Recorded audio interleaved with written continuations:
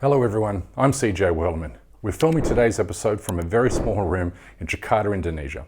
But please help keep our show going and growing by supporting my journalism at patreon.com/CJ Whirlman. You'll be helping me expose more injustices in the Muslim world. Now let's get into it. The full scale of the devastating earthquake to hit Turkey and Syria is still unfolding. But we know that at least 15,000 people have died, alongside more than 20,000 who have been injured after a 7.8 magnitude quake struck on Monday. The scenes are utterly heartbreaking and gut-wrenching. Parents crying out for their children buried under debris and rubble of their own homes. Entire families wiped out in a single moment. This photo of a father holding the hand of his daughter, who remains trapped under the family home, brings me to tears almost every single time I see it. But as millions of people across the world give whatever they can to humanitarian aid agencies to help the Turkish and Syrian people, India's Hindu nationalists, however, have made this human tragedy a cause to celebrate. They have taken to social media to post the most egregious things imaginable about the earthquake victims because of their Muslim identity. These are just a tiny sample of hundreds of thousands of like-minded and hateful posts, but a couple typify the kind of vicious hatred we are talking about when we talk about the global threat of Hindu supremacism. One says this is the Ottoman Empire tasting karma. Another says good riddance to the dead, with another saying good news, Turkey deserves it. Apparently, they believe this Muslim child deserves his fate, buried under his home and spoon-fed water to stay alive.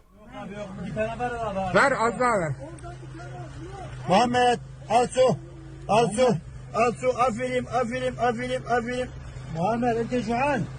تمام. تمام. And these are just some of the least hateful comments. Others read like Nazis celebrating Holocaust, which is totally unsurprising, given the Hindu nationalist ideology is inspired by Hitler's Nazi party. But this all begs the question, have these Hindu extremists forgotten that it was Turkey that sent India desperately needed oxygen bottles when millions of Indian citizens were choking to death from COVID? I'm sure they haven't forgotten. But their genocidal hatred for Muslims has completely overwhelmed their senses, including their sense of morality, decency, and well, just plain common sense. For instance, here's one example of how their blind hatred for Muslims flips logic on its head. Many Hindu extremists are pointing to a racist Charlie Hebdo cartoon that mocked Hinduism for the Indian government's appalling response to the pandemic. They're using this cartoon as justification to mock Turkish and Syrian earthquake victims. But Charlie Hebdo magazine is not a Muslim publication. It routinely dehumanizes Muslims and has done so for years, including during this tragedy, when it posted a cartoon saying tanks are no longer needed to create a new Islamic caliphate. Yep, this is what the West calls free speech. It's sickening. But equally sickening is the Hindu ideology, which has brought millions of Muslims to the brink of genocide in India and Kashmir. In a country where Hindus constitute 78% of the population, Hindu supremacists have somehow convinced themselves they're a persecuted minority. And the more the world turns against the Hindu ideology and the criminal actions of the Modi government, the more these Hindu nationalists adopt a siege mentality. This makes them believe they're locked in a titanic struggle against everybody else, even though India is now the world's most populous country with one of the world's fastest growing economies. Again, another example of how they invert logic and common sense on its head.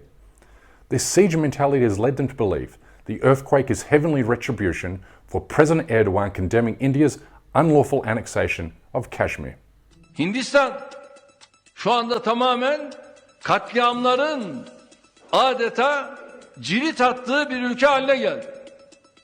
Ne katliamı bu? Müslüman katliamı yapıyor. Kimler yapıyor bunu? Hindular yapıyor. Dershanede ders çalışan çocukları ellerinde demirlerle.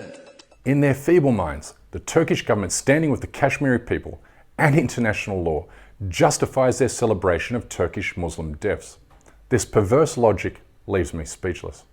But we should have seen this coming, remembering that when the earthquake struck the Indian state of Gujarat 20 years ago, Turkey and other Muslim countries sent humanitarian aid, but this aid was distributed by Hindu nationalist organizations that forced Muslim earthquake victims to chant Hindu slogans before they received it. Now, if that doesn't give you a look inside the Hindu nationalist mind, then I don't know what more to tell you. It's sickening and maddening, but it's our responsibility to show the world the depth of hatred that resides within Modi's India. so global citizens can pressure their respective governments to sanction, punish or condemn the ideology that drives this hatred. Natural disasters, like earthquakes, don't know whether Muslims, Hindus, Jews or Christians are standing on the ground above. These tragedies affect us all equally. Our response to disasters should be based on recognizing each other as fellow human beings. So let's stand with Turkey and Syria in their time of urgent need.